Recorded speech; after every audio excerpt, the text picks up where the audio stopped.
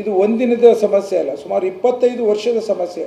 ನಮ್ಮ ಕುಣಿಗಲ್ ತಾಲೂಕಿಗೆ ಶೇಕಡವಾರು 90ರಷ್ಟು ನೀರೇ ಹರಿದಿಲ್ಲ. ಅದನ್ನು ಪ್ರತಿ ಹಂತದಲ್ಲೂ ಯಾವ ಸಣ್ಣ ತಳಹಂತದ ಸಭೆಗಳಿಂದ ಹಿಡಿದು ವಿಧಾನಸೌಧವರೆಗೂ ತೆಗೆದುಕೊಂಡೋಗಿ ಇವತ್ತು ಆ ಕಾಮಗಾರಿನ ಜಾರಿ ಮಾಡಿಕೊಟ್ಟಿರೋಂಥದ್ದು ಕ್ಯಾಬಿನೆಟಲ್ಲಿ ಆಗಿರೋಂಥದ್ದು, ಎಲ್ಲ ಸಚಿವರು ಇರೋಂಥದ್ದು. ಸೊ ಹಾಗಾಗಿ ನಮಗೇನು ಬೇಕು, ಕುಣಿಗಲ್ ತಾಲೂಕಿನ ರೈತರ ಹಿತವನ್ನು ಕಾಪಾಡೋಂಥ ಕೆಲಸ ನಾನು ಮಾಡ್ತಾಯಿದ್ದೇನೆ. ತುಮಕೂರು ಜಿಲ್ಲೆಗೆ ಇವತ್ತು ಹಾಸನಿಂದ ನೀರು 24 TMC ನೀರು ಬರಬೇಕು. ಅದಕ್ಕೆ ನಾವೆಲ್ಲ ಒಟ್ಟಾಗಿ ಹೋರಾಟ ಮಾಡಬೇಕು. ಅವ್ರು ಯಾರು ಕೈ ಜೋಡಿಸಲಿಲ್ಲ ಅಂದರೆ ನಾನಂತೂ ಆ ಹೋರಾಟದಲ್ಲಿ ಜಿಲ್ಲೆಯ ರೈತರ ಹಿತವನ್ನು ಕಾಪಾಡೋಂಥದ್ದು ನನ್ನ ಪ್ರಥಮ ಡ್ಯೂಟಿ. ಹಾಗೆಯೇ ನಾನು ಹುಟ್ಟೂರಾದಂಥ ನನ್ನ ತಾಲೂಕಿನ ರೈತರಿಗೆ ನ್ಯಾಯ ಒದಗಿಸ್ಕೊಡೋಂಥ ಹೋರಾಟ ಮನೋಭಾವದಲ್ಲಿ ನಡೀತಾ ಇದ್ದಾರೆ.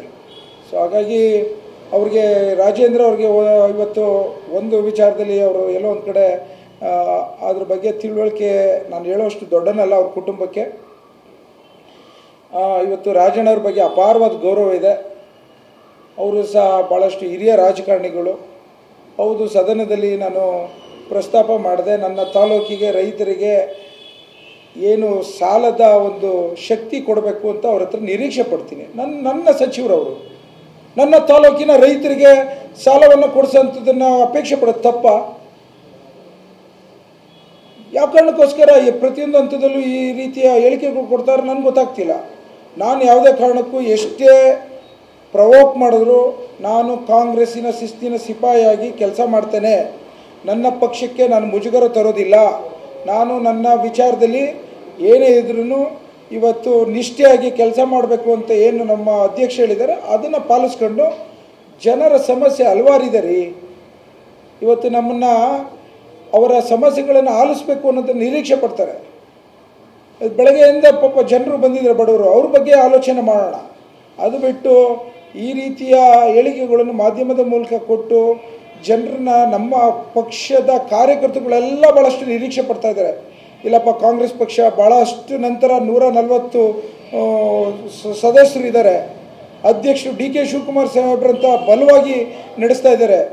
ಒಂದು ವಿಶೇಷವಾಗಿ ನಮ್ಮ ಮಾನ್ಯ ಮುಖ್ಯಮಂತ್ರಿಗಳಾದ ಸಿದ್ದರಾಮಯ್ಯ ಸಾಹೇಬರು ಸಮರ್ಥರಿದ್ದಾರೆ. ಈ ಥರ ಸಮಸ್ಯೆಗಳನ್ನೆಲ್ಲ ನಿವಾರಿಸ್ತಾರೆ ಅನ್ನೋದು ಕಾರ್ಯಕರ್ತರಲ್ಲಿ, ಜನಸಾಮಾನ್ಯರಲ್ಲಿ ನಿರೀಕ್ಷೆ ಇದೆ. ಸೊ ಅದನ್ನು ಅಸತ್ಯ ಮಾಡಿಕೊಡ್ದು ನಾವೆಲ್ಲ ಸೇರಿ ಈ ಒಂದು ಸರ್ಕಾರ ನಮ್ಮ ಕರ್ನಾಟಕ ರಾಜ್ಯನ ಅಭ್ಯುದಯ ರೀತಿಯಲ್ಲಿ ಸುಭದ್ರವಾಗಿ ತೆಗೆದುಕೊಂಡು ಹೋಗುವಂಥ ಜವಾಬ್ದಾರಿ ನಮ್ಮ ಮೇಲೆ ಇರೋದ್ರಿಂದ ನಾನು ಮತ್ತೊಮ್ಮೆ ನಮ್ಮ ಎಲ್ಲ ಸದಸ್ಯರುಗಳನ್ನ, ಸಚಿವರನ್ನ ನಾನು ಕೇಳ್ಕೊಳ್ಳೋಂಥದ್ದು, ನಾವೆಲ್ಲ ಬೀದಿಯಲ್ಲಿ ಮಾತಾಡೋದಕ್ಕಿಂತ ಒಂದು ಚೌಕಟ್ಟಿನಲ್ಲಿ ಪಾರ್ಟಿಯ ಫೋರಮ್ಗಳಲ್ಲಿ ಏನೇ ಸಮಸ್ಯೆಗಳು ಭಿನ್ನಾಭಿಪ್ರಾಯ ಇದ್ದರೂ ಮಾತಾಡಲಿಕ್ಕೆ ಅವಕಾಶ ಇದೆ ಅನ್ನೋದನ್ನು ನಾನು ಅವ್ರನ್ನ ಕೈ ಮುಗಿದು ಕೇಳ್ಕೊತೇನೆ.